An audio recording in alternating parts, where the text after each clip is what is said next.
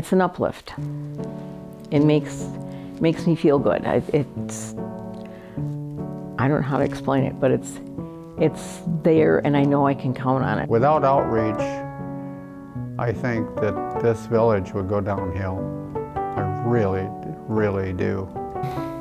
We would probably wind up as, I'm just guessing, we would probably wind up as hermits. I think I'm in a better mood. I'm more upbeat. Before I was down in my cave and I didn't come out. Now I like to come and I like to be around people and help other people. It's family, and I really consider them family. I didn't know how wonderful things could be until I came here. And it truly is, you are a part of a community.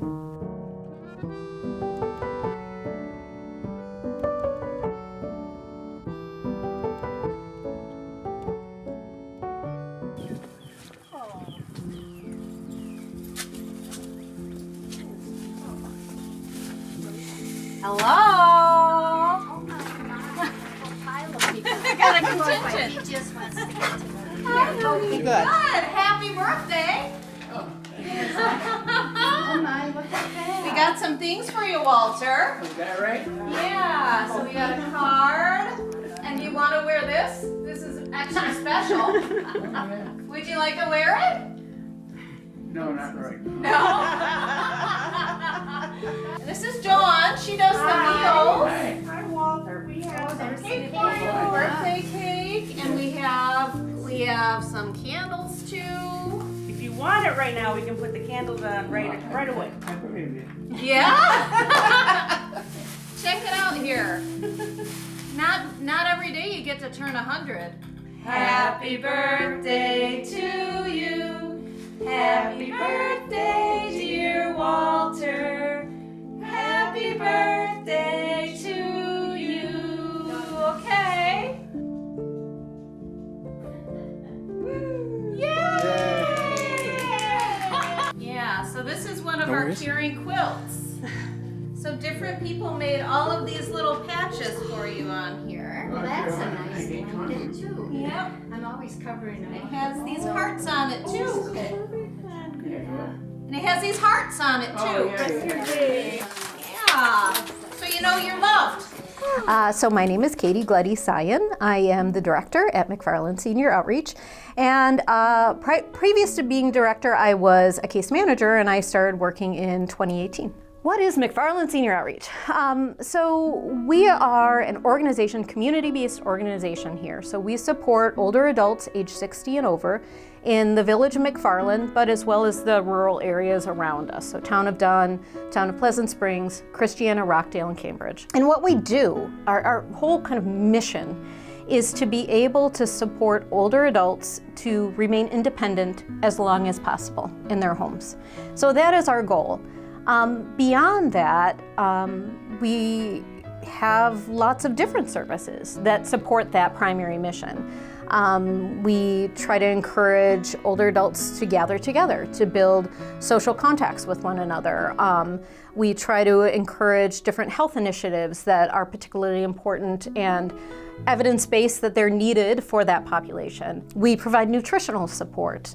We provide support for a number of different issues that are common amongst the aging population. But more than anything, we are here for what they need, you know? So it's different for everybody. I didn't know much about the senior outreach because we didn't need it, which is good, I think. But then my wife was diagnosed with dementia about 3 years ago. I can't say worse or just as bad, but what happened last January was that she had fallen in the home and had 2 fractures in her pelvis. And the little bit I knew about senior outreach was that they had their equipment closet and that they would lend things to help people get by. And so I stopped down and Katie took care of me the first time. And I really don't think I've ever been welcomed by a government employee quite like the welcome from Katie. I mean, it was genuine and sincere, and how can we help you? We are so grateful to have the medical loan closet here. It's heavily used. I would say not a day goes by where we don't have somebody coming in. Half of my position is the nutrition program. So half of my day I'm in the kitchen, I'm getting the meals ready for the home delivered meal portion. And then if it's a Monday, Wednesday, or Friday, we're serving our in-person meal as well. So that's a big, half of my day there. And then the other half is programming.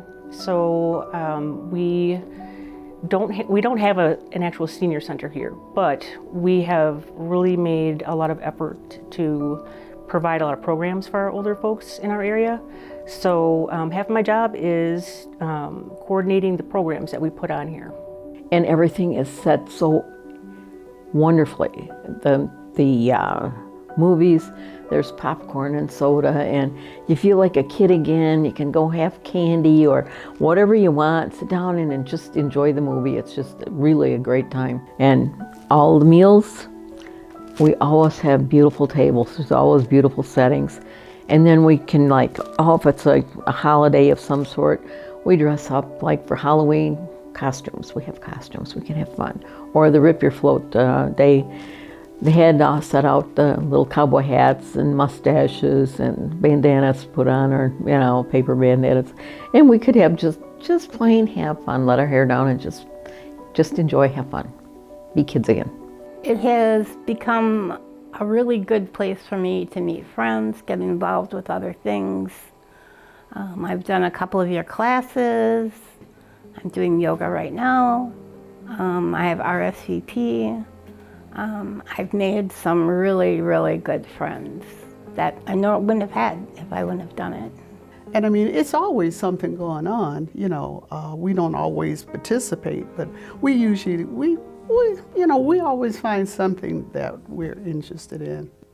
I really think the Senior Center overall, since Ann introduced me here 2.5 years or so ago, maybe a little more than that, but it's proved to be very beneficial to my mental health as well as my physical health. I just feel that it's gotten better and better and better every year I've been here.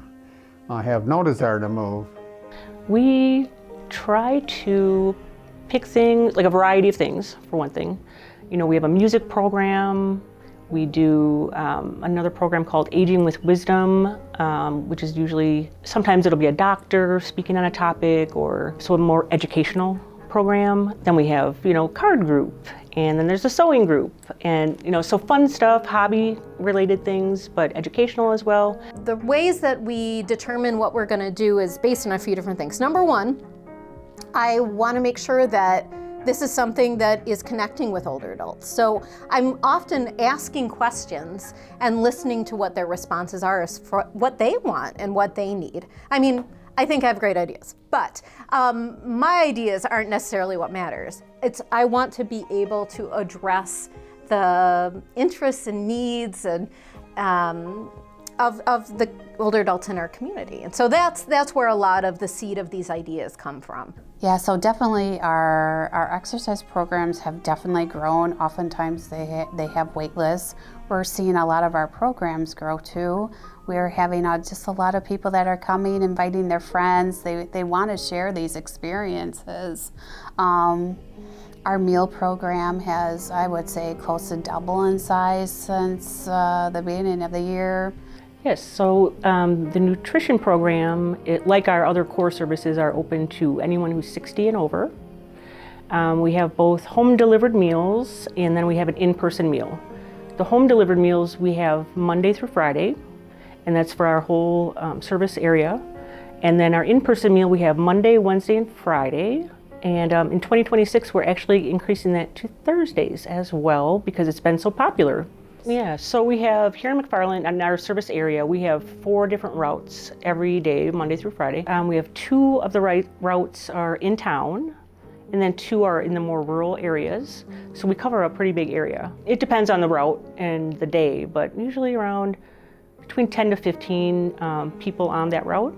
one of our main initiatives that we are trying to address is eliminating or addressing at least the epidemic of social isolation and loneliness. And our meal program is a #1 way to do that, right? They can come and have a meal and enjoy this time with other people. I think the nutrition program is really integral to keeping people in their homes as long as possible. They might not be able to physically cook a whole meal. So I think, they get this whole balanced meal handed to them every day. And some people, that might be the one meal they eat, the one full meal they eat every day. And it's, or the menu is approved by a registered dietitian. We know they're getting at least that meal is what they need, for that portion of the day.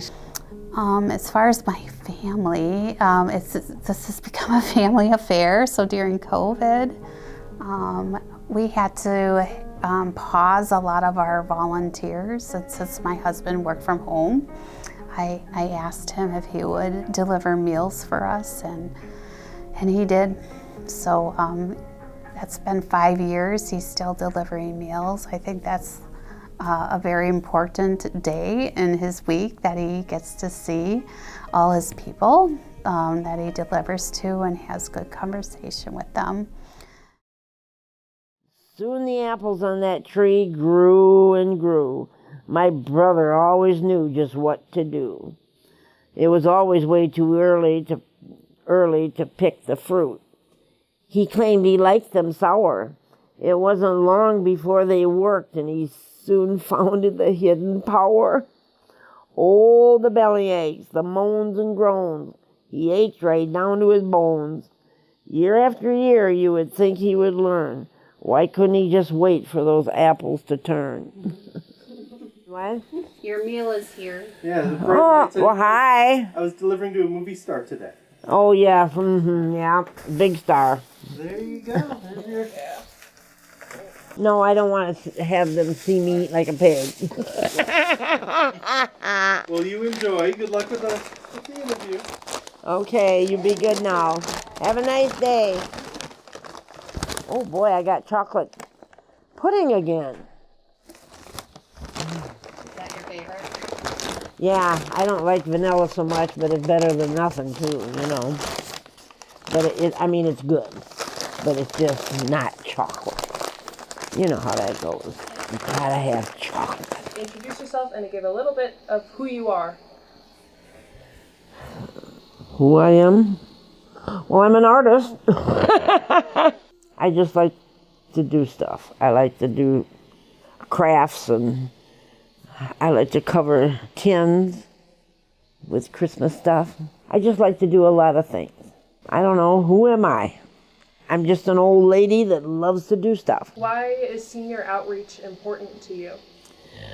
Well, because I can't stand a long time, and it's nice to have a hot meal, and it's just not time consuming. I can actually sit down and have a nice meal. What made you want to sign up? Because I couldn't stand so long, and I've had a stroke, and I've had 2 cancer surgeries and rupture surgeries, and that just wears you down. And when you get some nice fresh food and don't have to cook it, it just makes a difference. I can save my time for other things. Oh, I love the volunteers. Betty, I call Betsy. I gave her heck yesterday, or Monday, because she hasn't been here every Thursday. I said, okay, what are you doing? You gotta tell me where the heck you been.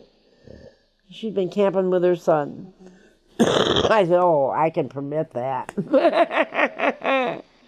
I still got my meal, but the other guy is funny too, and he's nice, and they can't stay here and talk a long time, but I could just tear an ear off them. But I can't. I gotta let them go. Just like her husband, he keeps saying, well, I gotta go now. And I said, I know, but did you know? We wouldn't be able to do what we do without volunteers. That's the other thing. Like, they are really the heart of our operation. They provide a lot of the service. We coordinate that, but they're the ones who are often putting it into action in our community. Sometimes they are the only person that these older adults see all day.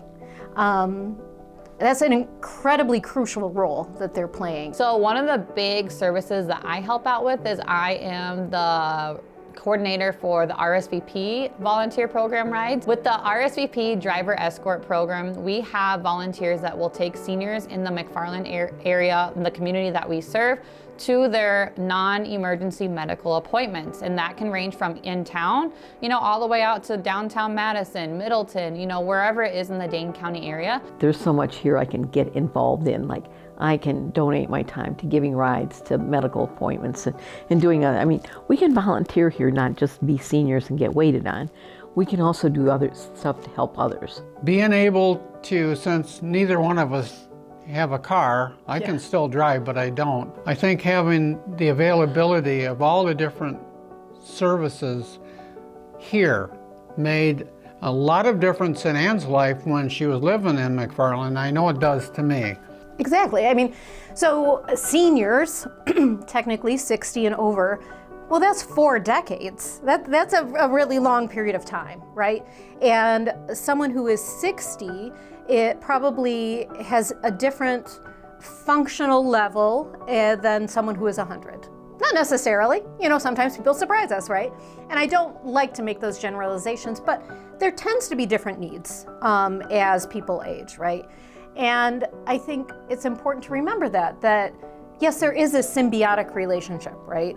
But we are also meeting the needs of those younger seniors by having these opportunities available for them to have a sense of purpose and to give back. And this is also their opportunity to get to know what services are available so that they can refer the other people in their community and the people that they're helping up for rides or whatever, to refer them and be a point of contact for help, but also to know that this is something that they could potentially source as support in the future as well.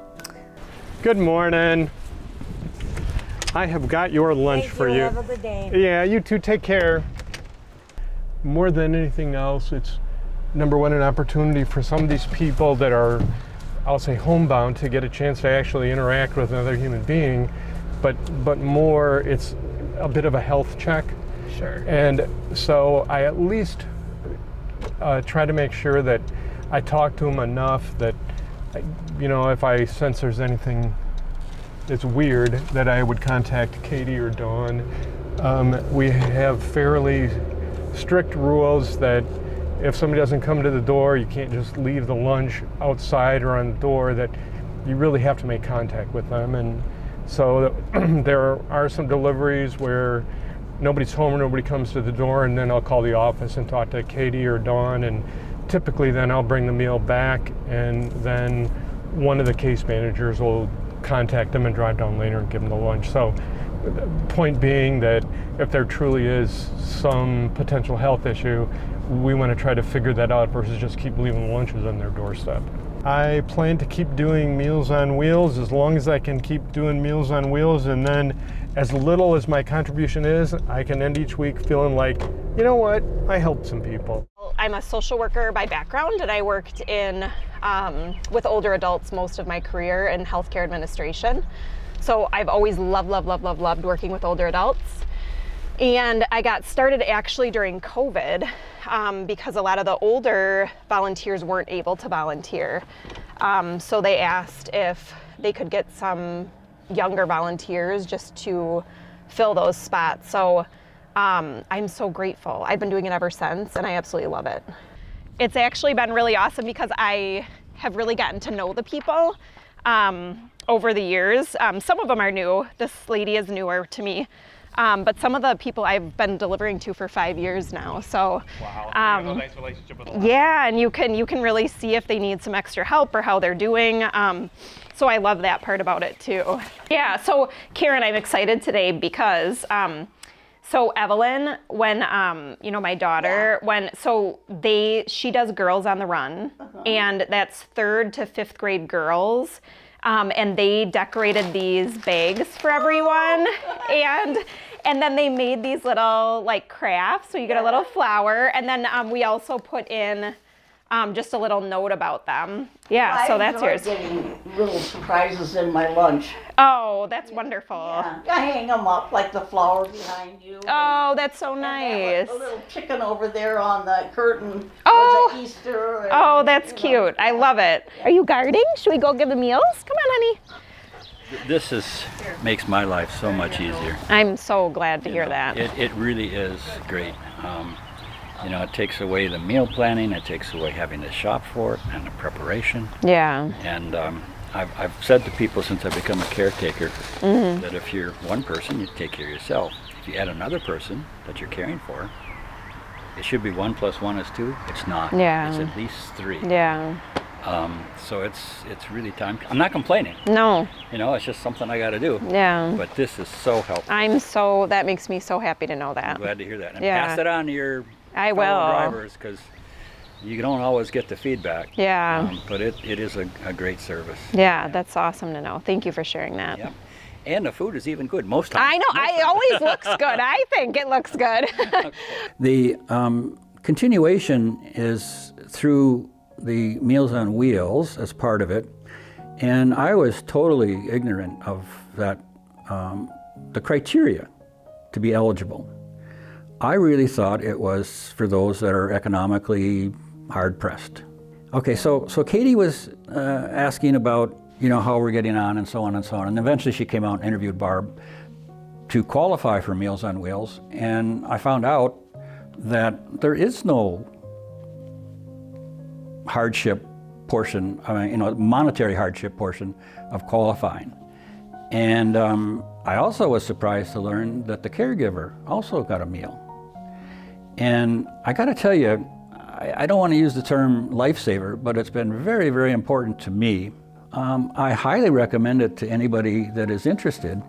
And when I say that it saves me time. And anybody that is a caregiver, and my wife is not quite 24/7, but she's so close. Well, I didn't need to have Meals on Wheels, but it was a tremendous benefit. And I don't know how we can get people to realize they don't know what they don't know. And as soon as they get either an inkling, a strong inkling, or a diagnosis from a medical professional that their loved one has dementia, they should be in here. We, McFarland is working towards becoming a dementia-friendly community. And so being able to educate the people in our community on best practices for supporting and advocating for older adults who have dementia who are living in the community. There was a study that came out by the National Institute of Health within the last year, and it was startling for me to read some of this research that they found that people who are older adults who identify as being lonely had a 30% greater risk of developing dementia. So that is a higher risk factor than diet, than smoking, than lack of exercise. That should be scaring all of us. So that's something that we are really trying to think outside the box on how can we engage older adults to come together? How can we get rid of the barriers? What are the barriers? Identify the barriers of why they're not able to connect with others, and then address those and find meaningful ways for them to connect with one another. And the more you read about some of this stuff, especially about dementia, I think anybody that has a partner, a friend, a lover, whatever, that's going through that, the more you can learn about what that person's going through. I know it's helped me, it's helped Ann. It makes me feel better. It makes me feel like there's somebody has my back. It makes me feel like if I have a problem, I've got an immediate place to bring it to try to get help. That is a very reassuring thing, where I can call down here and I can get some response, some action in a very short time, and so it's more of this aura of knowing there's support out there when I need it. I don't know, I've never lived in a community anywhere in my entire life that was quite as accepting as this. And I've lived in a lot of different places, and basically politics aside, I feel safe here. I know Ann feels safe here, and it is like our second home, realistically. I'm kind of talking about both of us, but I just can't express my gratitude enough that it's helping me. And you know what? If your caretaker is happy and productive, not getting worn out, the person they're caring for does a lot better. It's kind of like old home week to her, Yeah. and I think that helps her emotionally and mentally. Oh, And the more I learn about her dementia has been helpful too. So I think, you know, without those programs and the outreach with ADRC in Ann's case, I think I would be like overwhelmed. And as a caregiver, it's very, very important, to me anyway, that I can help Ann as much as I can, at least in this stage of her dementia. And so I just can't thank the Senior Center. You know, I really can't thank you guys enough. I really can't. So our case management is very client-centered. And so to break that down, it really means that we are here to listen to what our clients need. So when someone in the community comes to us with a struggle or an issue or a question, that's what we're addressing. So it's not our preconceived notions of what we think is best for people and they should do that. We're really here to listen and support what they need to move forward, to lead a better life, to lead a more supported life, to lead a more independent life. I've never had a question that wasn't answered by any of the staff.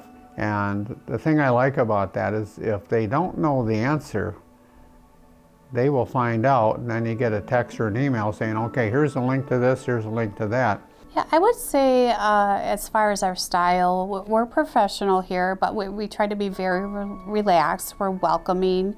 We're very open. If you just want to come and chat with us, you've had a rough day, you're in a caregiving position where you just need to vent, we are happy to have our door open. There's no wrong reason to enter our office. We're always here to help. Though every time I have a problem, I bother Sarah. Sarah and me have been hooked up for, I don't know, 5 years now, Sarah? Probably longer. Probably longer. Time flies when you're having fun, you know. But anyway, yeah, and I've had many problems, like with a water heater and an air conditioner and stuff, and they've always helped me out. Always. No nitpicking or nothing, just help me, you know. But you know, when you connect someone to finding a home, when you connect someone to being able to put groceries on their table, that's a really rewarding part, just knowing that like I was able to help with that and, you know, help them get past all of those barriers, because the barriers, transportation, their income, just, you know, services not having as much funding, that can be such a barrier. And so when we do see a win, when we see success, that's just, it's the best feeling. Yeah, so I have known Mary probably for about 15 years as time went on, just because of some physical difficulties. She's become more isolated in her home. She was a very independent woman, used to getting out and about and due to some physical barriers, she hasn't been able to do that. So she took it upon herself. She's on oxygen. She was able to get a very lightweight oxygen tank and she was ready to go. So I asked her, where do you want to go, Mary? And she said, Walgreens. So we made a date. Just seeing her, she hadn't been in a store in a couple years and she had a list. She wanted some makeup. So, you know, she was just looking at the variety of makeup. She was talking to all the cashiers. Oh, it was fun, yeah. I got out of my house. Well, I bought an Inogen on my birthday, but I still couldn't get out of the house. I was afraid to go out by myself, so that was a kind of a chore. But her and Brittany, they took me over there. And I got to walk around and I got to see stuff and, get all my meds. It was a short visit, but it really meant a lot. It meant a lot to me to see her just engaging and enjoying that experience. Yeah, it was nice. I think the goal for me has always been just reach as many people as we can. As many people who need the assistance and the help as possible. So we're always wanting to do as much as we can for as many people as we can. So just that big collaboration piece, and how can we best serve not only our seniors but the community as a whole, which is also going to help connect seniors with other members in the community and hopefully reduce that stigmatism in aging and make it more aging friendly, make it more dementia friendly. We have a really great relationship with the police and the fire department, and just yesterday I was meeting with one of the police officers to ensure that people who might have, dementia or memory issues in the community, the police are aware. So, because there's a whole different approach you take with that when you're coming across someone with that in the community. And so, yeah, I think it's just the collaboration piece. I think I love my job. It's hard to know that we're not reaching everybody. I think it's always hard to get the word out. I think a lot of people really don't know what we do, and it's getting better. And as we can see by our numbers, our programs fill up, we have waiting lists, our meal program is growing. Those are all great things. But we know there's more people out there that could use our services that either don't know about them, or they might think there's a stigma attached to using the services, which, we don't want that. They're here for everybody that needs them. I feel like where we're at this juncture, and what we're really trying to do right now as this department evolves and starts growing towards more of a traditional senior center, is what I want to do is build community. And that's something that there's like the special alchemy, there's a special magic to creating community.